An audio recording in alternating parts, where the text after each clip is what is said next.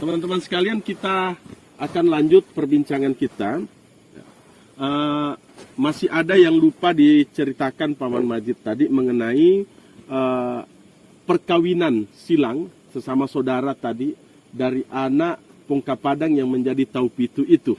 Bagaimana itu Paman yang ingin diceritakan? Mungkin bisa teman-teman anak-anak Korunta bisa menyimak. Ya. Pongka Padang ini putra putrinya sebelum menikah dengan saudaranya, dia mengatur tidak boleh menikah adiknya langsung, tapi diantarai oleh saudaranya yang lain. Oh, pantas tadi ini seperti ada antaranya. Jadi Demangana dengan Buralebo ada antaranya di tengahnya. Manaparodo. Manaparodo. Iya. Manaparodo kemudian nikah dengan siapa tadi di bawahnya lagi. Tidak boleh langsung ya. Ya, Buralebo tadi ya. Manaparodo menikah dengan Simbadatu. Simbadatu. Jadi disilang-silang, tidak boleh langsung dibawanya. Apa maksudnya nenek kita Pongka Padang membuat aturan pernikahan itu kepada anak-anaknya? Maksudnya karena begini.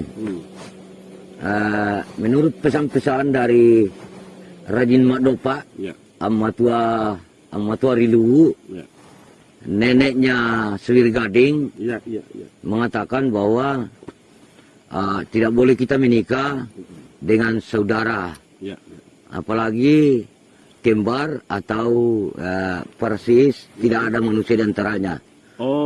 Jadi harus diselang-selingi. Harus diselang-seling.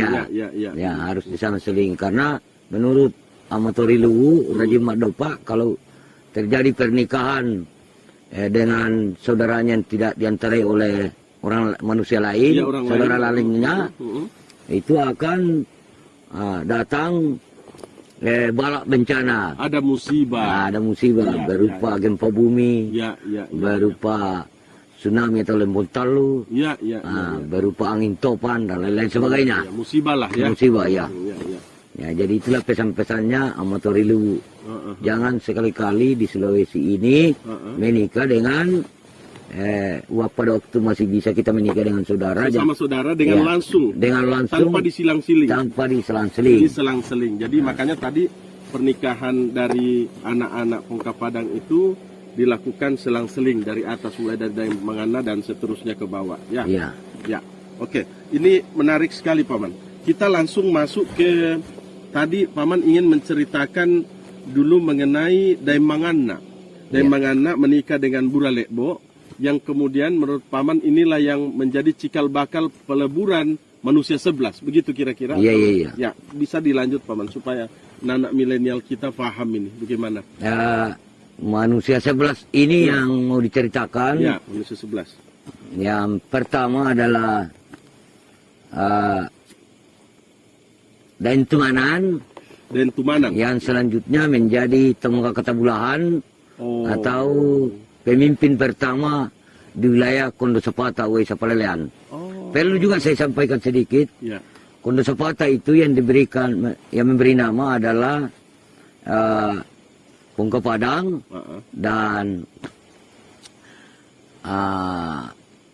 kemudian selanjutnya Pongka Padang juga memberi nama Waisa Palelean.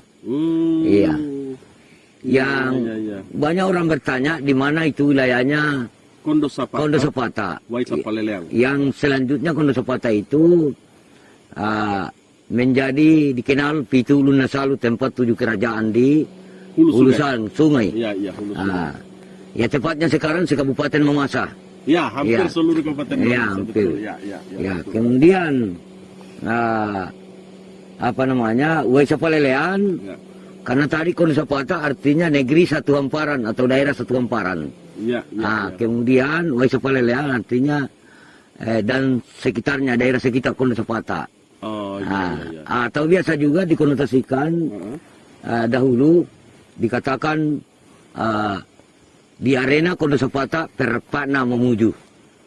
Artinya di arena Kondo Sapata, karena di arena itu artinya di bawahnya, pengertiannya kita berada di dataran rendah.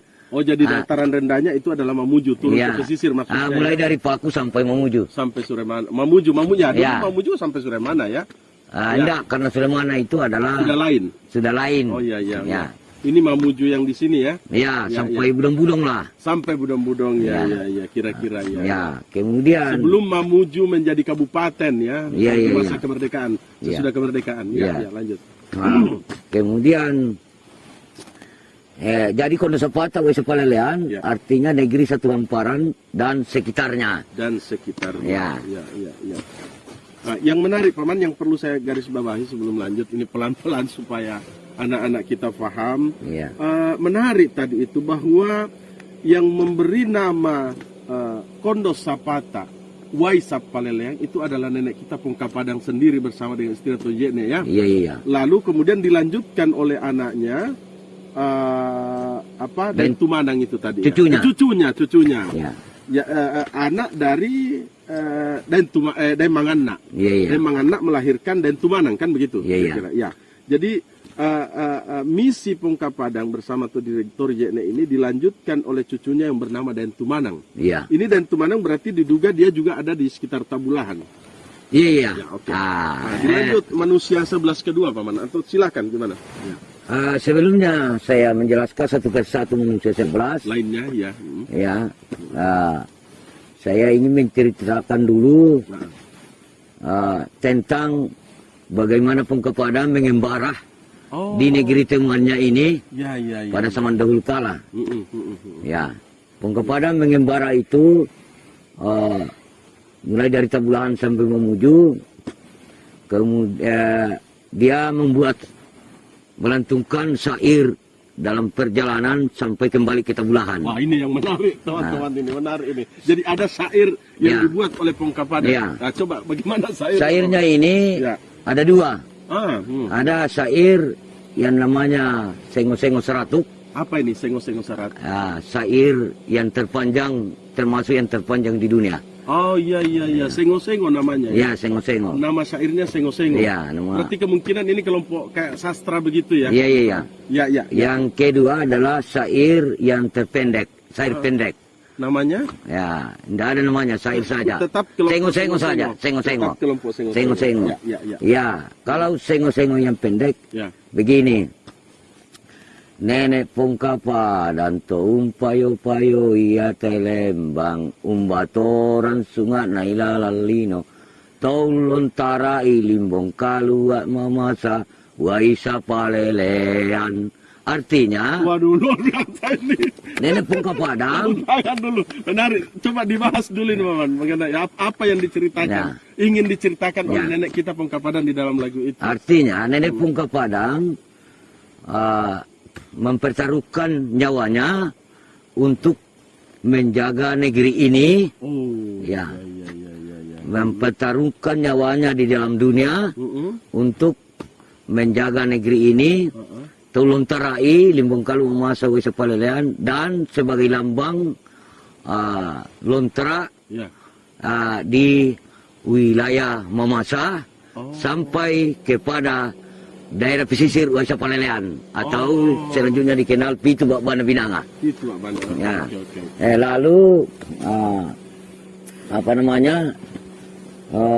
Pongka Padang itu keliling. Keliling inilah artinya mengembara. Tapi saya tidak hafal itu syair yang terpanjangnya itu Sengo-Sengo Seratuk. Cuma yang bisa saya sambung tadi ringkasannya sedikit mungkin terhadap cucunya ini dan Tumanang karena dia diwariskan ke cucunya.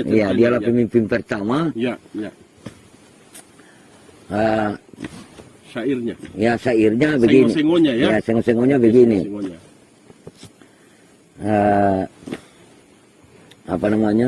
Saya ingat dulu ya.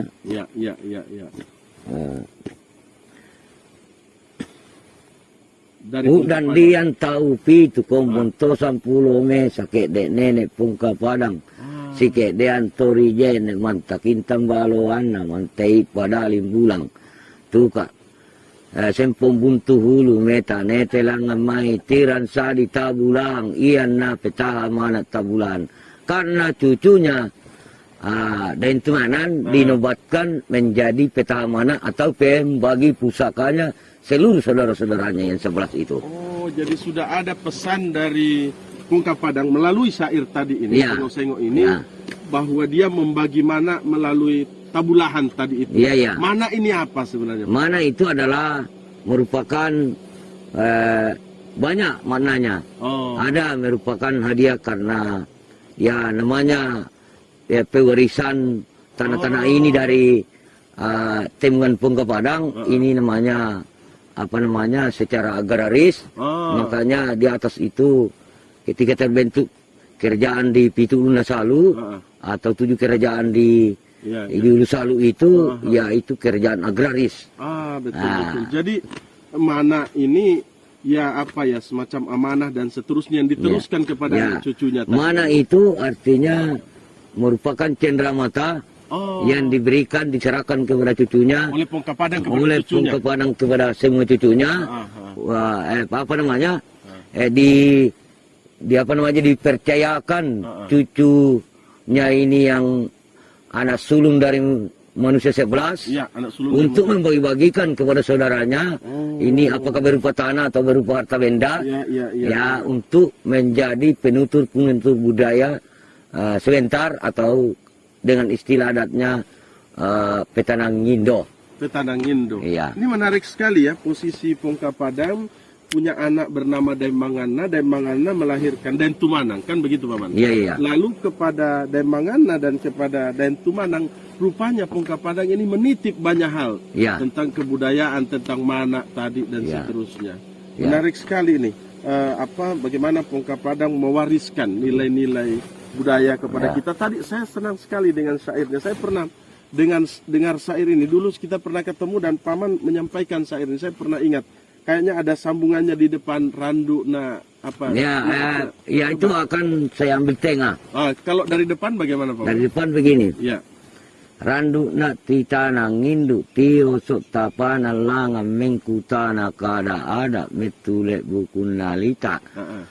Pira te bija-bijat tama pamula ilalu tanda bone titale sauri goa. Wow, menarik sekali. Artinya begini. Ya apa yang ingin? Kok ada goa, ada luwu? Coba gimana? Artinya begini. Ya. Ketika Pungka Padang sudah beratus-ratus tahun di Tabulahan, kemudian dikabarkan orang tuanya sakit keras di Toraja, lalu naik. Kemudian setelah itu kembali lagi dari Pungka Padang ya. Jadi itu yang ingin dia ceritakan di dalam syair Sengo-Sengo bagian pertama tadi. Sehingga setelah datang di Tabulahan, bertanyalah semua anak cucunya yang sudah ada di Tabulahan. Katanya di mana sajakah keluarga kita?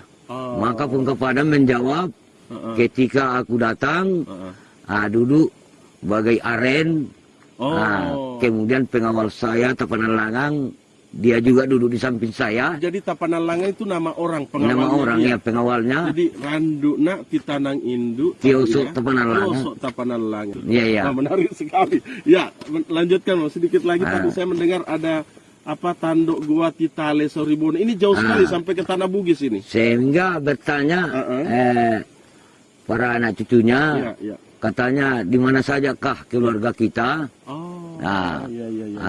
Karena nanti tanang induk itu satu kutana kada ada. Bertanya, bertutur sapa dengan bahasa adat, bertanya para sesepuh, di mana sajakah keluarga kita? Dijawab oleh Pungka Padang, mulai dari Luwu sampai di Bone dan tersebar ke Tanah Goa. Luar biasa ya.